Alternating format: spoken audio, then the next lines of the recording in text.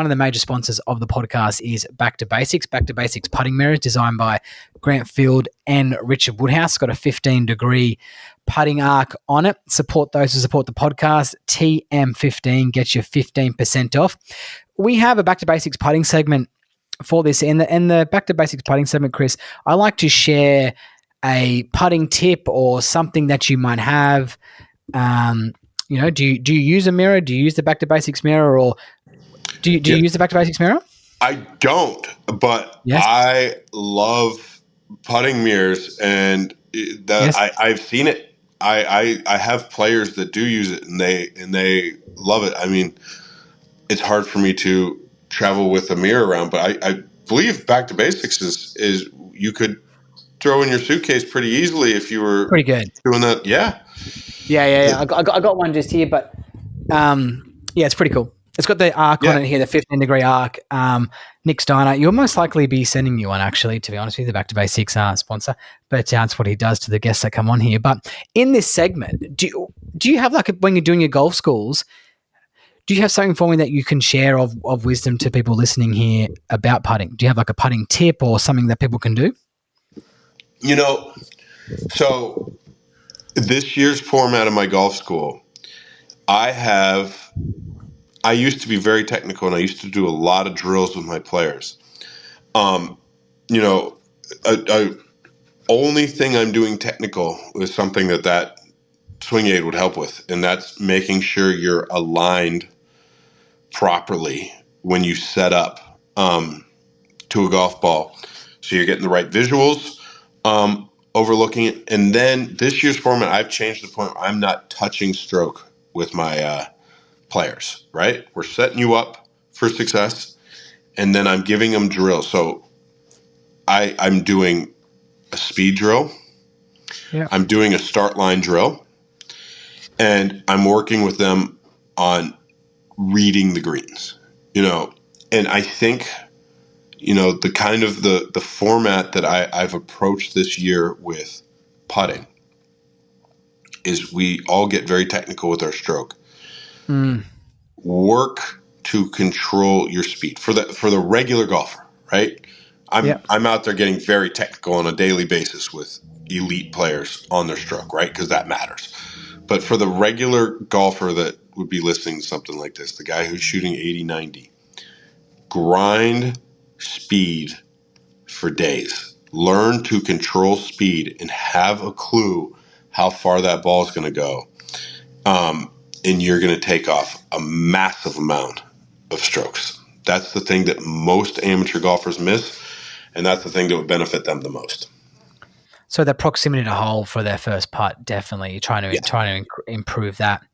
What type of speed drills do you suggest? Do you suggest, like, just putting the tees around the back of the hole, or like ladder type of drill stuff? Do you have a certain type of drill that you send them towards? So I have a ladder drill, and I finish my putting session off with them just grinding on this one drill for 15 minutes. We'll keep on the theme of the regular golfer here, right? Not the elite player. I take the hole out of play when you're working speed. I do not want them hitting at a hole when we're doing it. So I set up a tee where I want them to start hitting from, and then I go, just for the drill, I go about 15 feet forward, and then I go about 15 feet again. And I say, here's an easy drill, guys. Your goal is to hit the first putt from the tee that we set up at, and you need to get to stop between the first and the second tee. Sounds easy, right? And they're like, oh, yeah, that's 15 feet. I should be able to do that. And I was like, all right, cool. Your next ball has to go past that ball and stop short of the second tee. Your next ball has to go past the second and stop. And just challenge them with that drill over and over and over again, because you've taken the hole completely out of play, and all they're working on is making sure they can hit a ball a certain speed. And I think once you get that mindset going, their body starts to understand how to control speed. There's a lot of merit in not using a hole. I know the data scientist from Draw More Circles he doesn't use Roseanne Zhang when she went to #1 player in the world. Oh, not Roseanne Zhang he was working with. Oh, I can't remember. But one of the players, he wasn't working with her. Sorry, that's a mistake. Another player that went to #1 in the world. Anyways, wasn't using a hole the whole time in her practicing. But I've been incorporating, Chris, when talking about speed control stuff, working with the recreational golfer in my coaching, I've done a similar thing in the last 6 months. Honestly, I've just taken the hole out when I do have putting lessons, is using 4 tees and creating a box right out there, and about a putter and a half. I kind of go on the skill level I'm dealing with, a putter and a half or 2 putter lengths, between each tee there, and putting 3 different spots to start from, and giving the player 5 putts from each one to try and get it into the box. And obviously they're getting different types of speed stuff. And I found it quite fascinating because what we're doing is here, we're getting a success because it's not, like you're saying, we're going past the ball. We're not measuring in the hole as being good. It's in the box. We're getting a tick, and we're getting something easier to measure as well. So I got 3 this time. Next time I want to get 4. But what I'm also seeing is the player getting really good at dying the ball into the box, because there might be a lot of curvature to the putt, and they're doing a really good job of taking the high side and watching it kind of fall in the top of the high side, and then watching it creep down towards the bottom of the low side of the box. And I'm actually seeing the students get really a lot better at using the break and not going straight at the hole and finishing on the low side. So that's just something I've picked up. Reason, not that I do a whole lot of putting lessons with the recreational golfer because it's not sexy. They don't want to waste their time doing it. Right. But yeah, I love that drill. I used to, like I say, used to get technical. I used to put them in.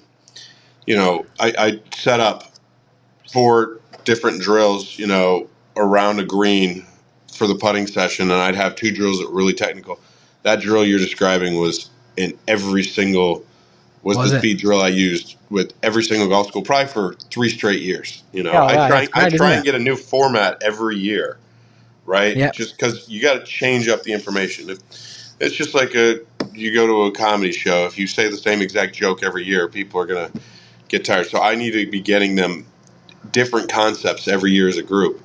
So that drill stayed in for 3 straight years. That is a fantastic putting drill. I love it, Chris, and I'm very fascinated by it because I like being able to measure practice, Chris, and measuring success in practice. So what I like about it is the player can set that station up and go to 3 locations, and they can do the same one on the practice putting green every time because you can make the same one. And all they've got to do is hit 15 putts, 5 from each one. And they can go to their phone in the notes section of their phone and just say, today I got 8. And then hopefully tomorrow it might be 9. So they're also measuring as well. They're not basing it. So that's what I'm very big on. But I definitely love that one where you hit past the ball. It's got a lot of fun and entertainment to that one as well for the player, which I like. And you're always competing to beat your number, right? If you had stacked 8 in there. Like, I start the guys out in the golf school, and it's unfortunate. So I have an assistant, Max Cooper. He's actually the kid playing in, I guess he's not a kid anymore. He's 21. I've been with him since he was a little kid. But he's been my assistant during the summer for the last 2 years. He's the one that travels with me during the summer. And he owns the record. He managed to fit 17 balls in that tiny square back to back to back, which is insane. Good. He's a ball striker. Yeah, that's the best part of his game. But he was able to get that many. So I throw it out there at all my golf schoolers. It's like, hey, this summer, Max is going to be back out with me, and he's got my current record. It's 17 out of all my players. He owns it.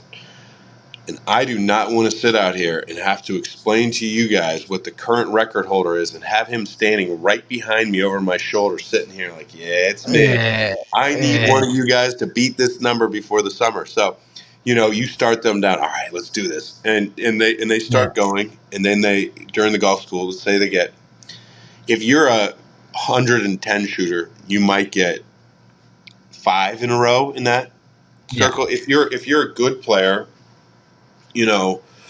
we can try and get to the point where, you're getting 10, 11. You have to be pretty elite to get up there in the 16, 17 range. You know what I mean? That's tour level putting. But they're always out there trying to beat Max's number. So people enjoy doing a drill that they can chase something like that. You know, it's not just do this drill. There's competition to it. Love it. All right. Well, that brings us to the end of the Back to Basics putting segment. Chris, I love it. And it's been a pretty common theme, the speed control of late. People are talking about it a lot in the Back to Basics putting segment. Support those who support the podcast. TM15 gets you 15% off. The best putting mirror there is. You can travel with it. Like Chris said, it's rock solid. Comes with the putting gates as well. Lots of guys are buying it. I'm getting lots of emails that come through when you guys do it. So I appreciate you guys who are supporting them. And they look after us golf pros as well. They're a really, really great company. Cam Smith uses it every day, and he goes pretty good, right?